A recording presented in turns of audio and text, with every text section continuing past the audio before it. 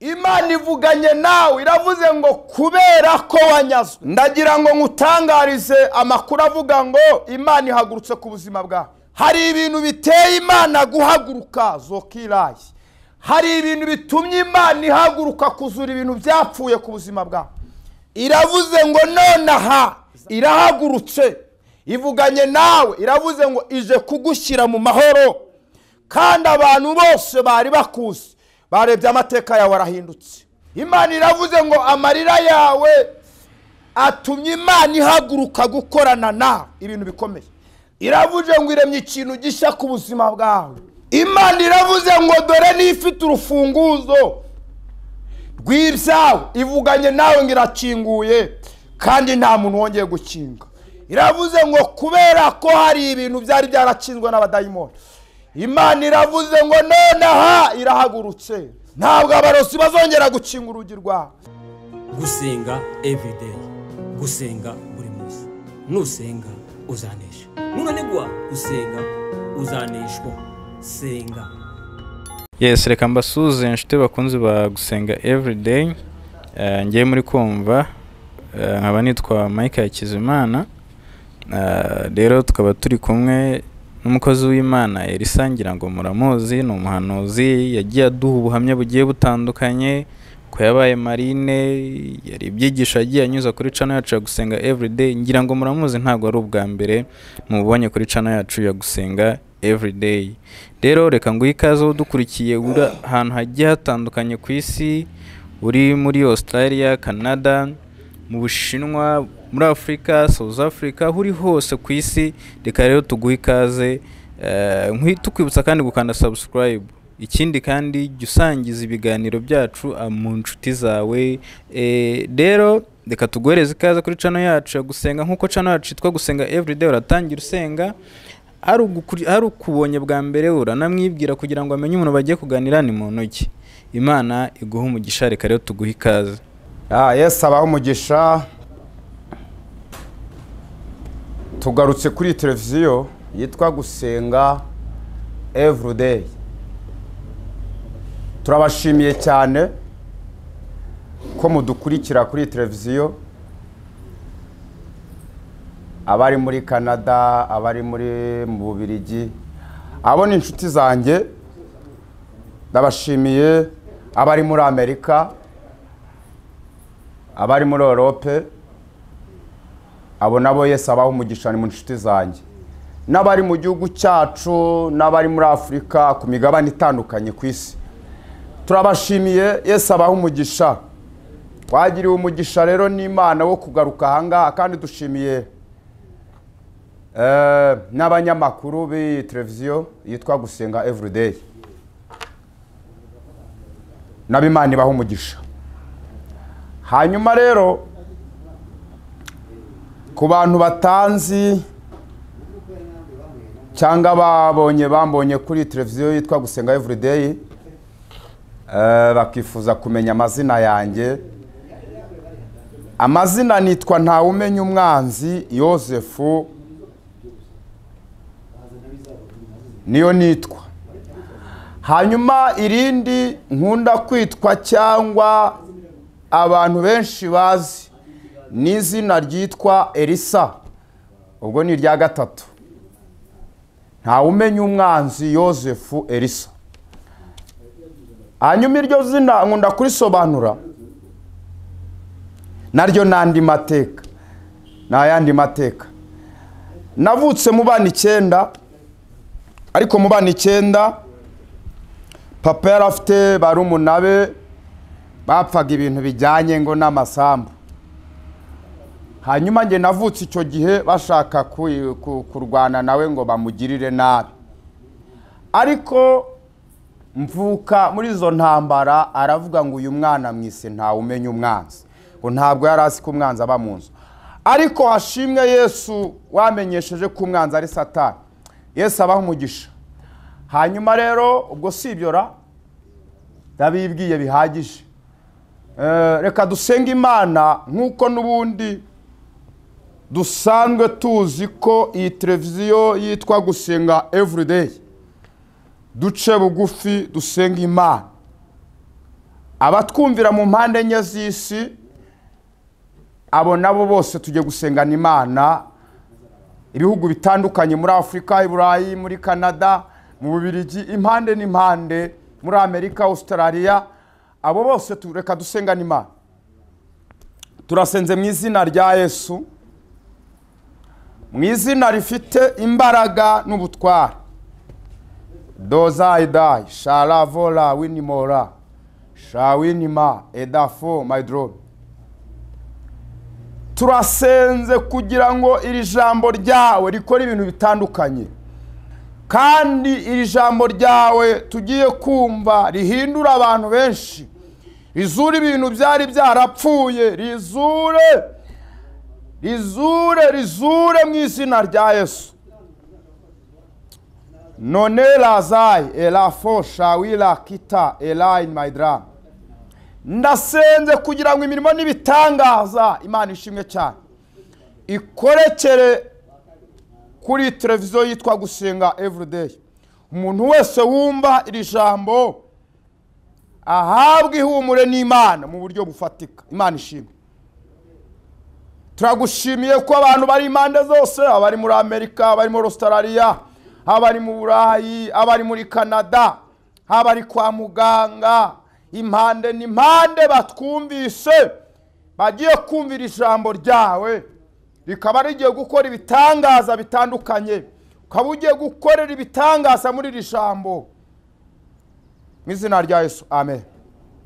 Yesu abahe umugisha. Turabibwiye, ariko mu magambo makeya tugiye kuganira. Iri jambo reka tubanze turiganireho. Yesu abahe umugisha. Ni Zaburi ya 12 ku murongo wa 6. Zaburi ya 12 umurongo umwe wa 6. Haravuze ngo kubwo kunyagwa k'umunyamubabaro, kubwo gusuza umutima k'umukene, nonaha ndahaguruka, niko Uwiteka avuga, ndashyira mu mahoro uwo bacurira ingoni. Yesu abahe umugisha. Ijambo rivuze ngo kubwo kunyagwa k'umunyamubabaro, ngo kubwo gusuhuza umutima k'umukene, ngo ubu nonaha Imana irahagurutse. Imana ishimwe. Elada ezai shawira inimora. Kubwo kunyagwa, wongere wumvira ijambo kugira ngo uryumve neza, ngo gusuhuza umutima k'umukene, ubu nonaha Imana irahagurutse ku buzima bwawe, ngo kandi irashyira mu mahoro wowe abadayimoni bacurira iki ingoni. Bibiliya yavuze ijambo rikomeye mu Byahishuwe ku gice cya 3 ku murongo wa 7. Haravuga ngo dore ufite urufunguzo rwa Dawidi, ngo ni ukinga ntihagire umuntu ugira gute ukingura. Amen. Imana ishimwe cyane. Avuga amagambo akomeye, aravuga ngo dore nshyize urugi rukinguye imbere yawe, kandi nta muntu ubasha kugira gute kurukinga. Imana ivuganye nawe, iravuze ngo kubera ko wanyazwe. Hari ibintu abadayimoni bakunyaze byinshi cyane, ngo kubwo kunyaga kwawe, ngo kubw'umubabaro wawe, ngo nonaha Imana ihagurutse ku buzima bwawe. ndagira ngo ngutangarize amakuru avuga ngo Imana ihagurutse ku buzima bwawe. Wa mukobwa we Imana irahagurutse ku buzima bwawe. Wa mugabo w'Imana irahagurutse ku buzima bwawe mu rugo rwawe. Hada zabi elai shavola elai kifo madrai.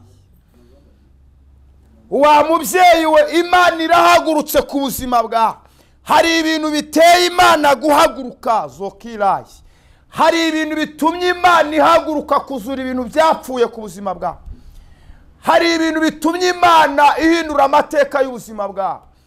Hari ibintu biteye Imana guhaguruka kugusanga aho wicaye.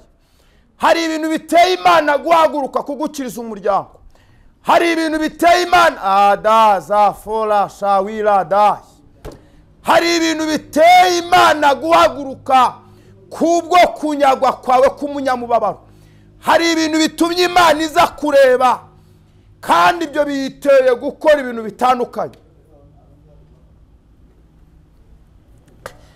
Reka nkuhanurire wowe uri muri Amerika, nkuhanurire wowe uri mu Burayi, wowe nkuhanurire wowe uri muri Canada. Reka nkuhanurire umva ukuntu Imana ivuganye nawe. Reka nkuhanurire wa mukobwa we. Reka Imana ivugane nawe wa mugabo wowe byacanze. Reka Imana ivugane nawe wa mubyeyi we wowe urugo rwananiye. Reka Imana ivugane nawe wa musore we wowe ubona inzira zarabuse ukabona nta kuntu washinga urugo. Reka nkuhanurire wa mukobwa wowe wazinzwe umaze imyaka myinshi warazinzwe. Reka nkuhanurire wa musore we umaze igihe kirekire uri mu ruzerero. Reka nkuhanurire wowe umaze igihe kinini cyane. Reka nkuhanurire umva ukuntu Imana ivuganye nawe. Imana ivuganye nawe iravuze ngo kubwo kunyagwa kwawe hari ibintu abadayimoni banyaze, ngo kubwo gusuza umutima kwawe kubera ko irabizi kukene. Iravuze ngo nonaha zadai live irahagurutse ivuganye nawe. Iravuze ngo ije kugushyira mu mahoro kandi abantu bose bari bakuzi barebye amateka yawe arahindutse. Amateka yawe arahindutse kuko abari bakuzi baje kukureba bahimbaza Imana. Imana ivuganye nawe iravuze ngo yewe urira we. Imana iravuze ngo amarira yawe atumye Imana ihaguruka gukorana nawe ibintu bikomeye. Amarira yawe atumye Imana ihaguruka kuzura ibintu byapfuye. Amarira yawe edaza elai shawila bila voma idra. Amarira yawe atumye Imana ihaguruka guhindura ubuzima bwawe. Amarira yawe atumye Imana ihindura amateka.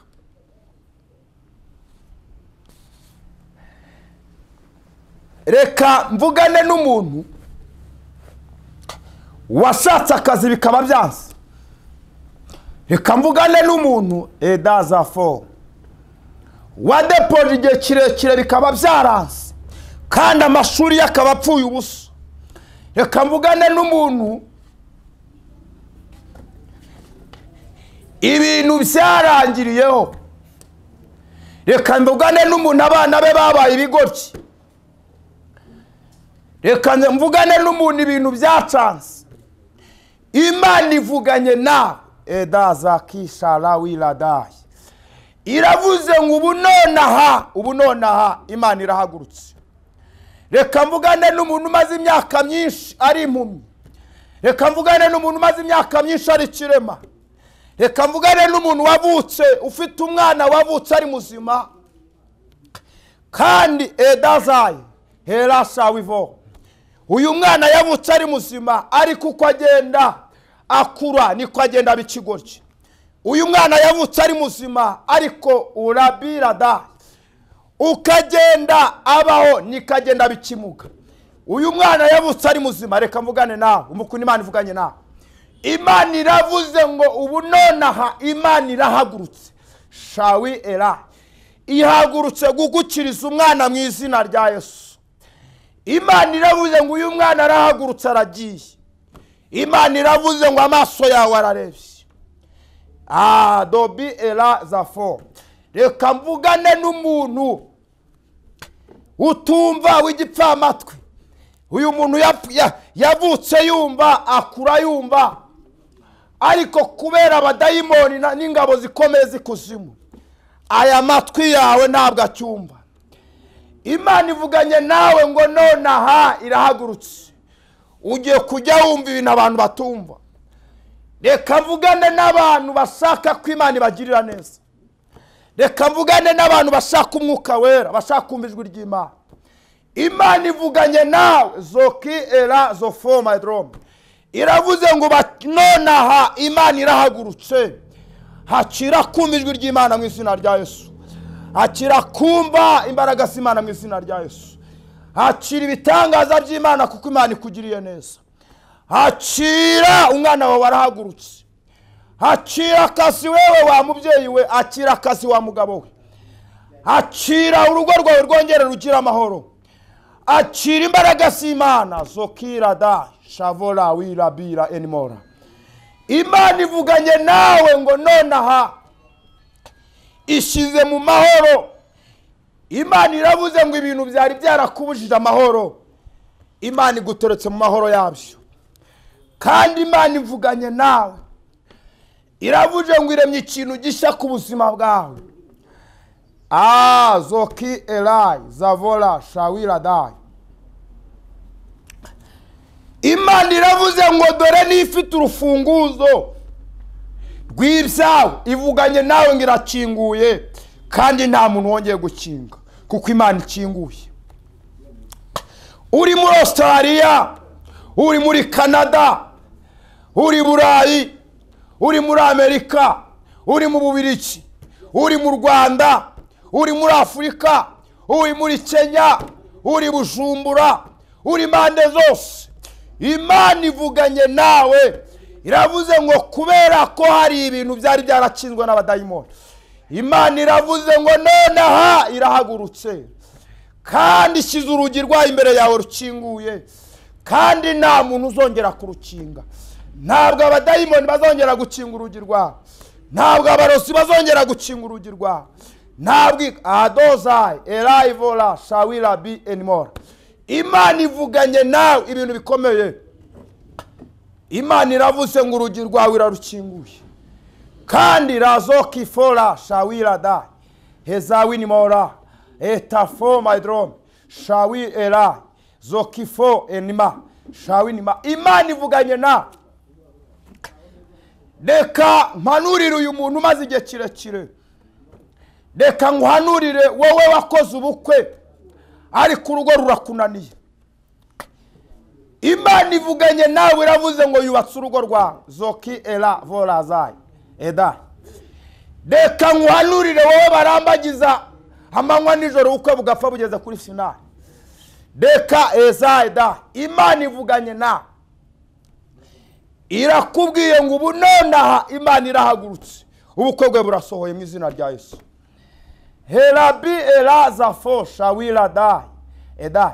Reka nguhanurire wowe umaze imyaka myinshi, umaze igihe kirekire uba ku gisasiro kwa muganga, ibintu byaranze. Indwara yawe wayijyanye mu badogiteri, abaganga bayiburiye ibisubizo. Ariko umva ukuntu Imana ivuganye nawe. Imana iravuze ngo biteye Imana guhaguruka. Bibiliya yavuze ngo kubwo kunyagwa k'umunyamubabaro, ngo gusuza umutima k'umukene, ubu nonaha nahagurutse. Biteye Imana guhaguruka ku burwayi bwawe, biteye Imana guhaguruka ku gisasiro, biteye Imana kugusanga aho ngaho. Imana iraguhagurukije mu izina rya Yesu. Yesu abaho umugisha. Tujye gusenga Imana. Zamura ikiganza cyawe uri hose, aho twumvira hose, ahantu hose aho uri mu Burayi, muri Canada, mu Bwongereza, mu Bubiligi, muri Australia, uri muri Afurika, uri mu Rwanda, uri mu mpande enye z'isi, uri Bujumbura, uri muri Kenya, uri mu Buganda, impande zose. Zamura ikiganza cyawe kuko biteye Imana guhaguruka ku buzima bwawe, kandi mu gihe gito cyane uhuye n'amaboko y'Imana. Reka dusenge mu izina rya Yesu. Turasenze Yesu, turasenze kubw'imirimo yawe ukoze, turasenze kubw'imbaraga zawe ukoze. Hadoza elaza vola ela shawira anymore. Uhagurukiza abantu bamaze imyaka myinshi ku gisasiro. impumyi zari zaravutse zitarahumye zirahumutse mu izina rya Yesu. Imana ishimwe. Abarwayi bamaze igihe kirekire kwa muganga ndetse baburiye indwara barababwiye ngo bagende bategereze gupfa. Imana ishimwe. Zorai ela vola shawi anymore. Imana ishimwe ko biguteye guhaguruka ukawubakirije mu izina rya Yesu. Ukirije uyu mwana wari umaze igihe kirekire nyamara yavutse ari muzima, kandi ababyeyi be baravuje byaranze. Haba bamaze utuntu twabo baratumaze, abarozi batumaze utuntu twabo ngo bazamuvura, ariko biteye ezayidai kubwo kunyagwa k'umunyamubabaro, kubwo gusuza umutima kwabo. Ubu nonaha bitumye uhaguruka. Imana ishimwe. Uyu mwana avuye muri aka kagara amazemo imyaka myinshi. Uyu mwana abayeho kuko imirimo yawe ikoretse. Ubu nonaha urahagurutse. Uyu mukobwa amaze igihe kirekire amateka yiwe yaranditswe ko ari we wabenzwe. Abasore baraza bakigendera ariko nta nenge. Imana ishimwe ko umwambuye kasike y'ubwirabure akaba agiye kwambara agatimba agashaka. Ibyo ngibyo ayo marira ye ayo ngayo yatumye uhaguruka gutabara. Imana ishimwe cyane. Turagushimiye kubw'imirimo yawe ukoze, kandi abantu benshi bagiye gutangaza amakuru yawe y'ibintu wakoze. Urakoze mu izina rya Yesu. Amen. Yesu abaha umugisha. Shalom shalom. Gusenga everyday, gusenga buri munsi. Nusenga uzanesha. Nunanigwa gusenga uzaneshwa. Senga.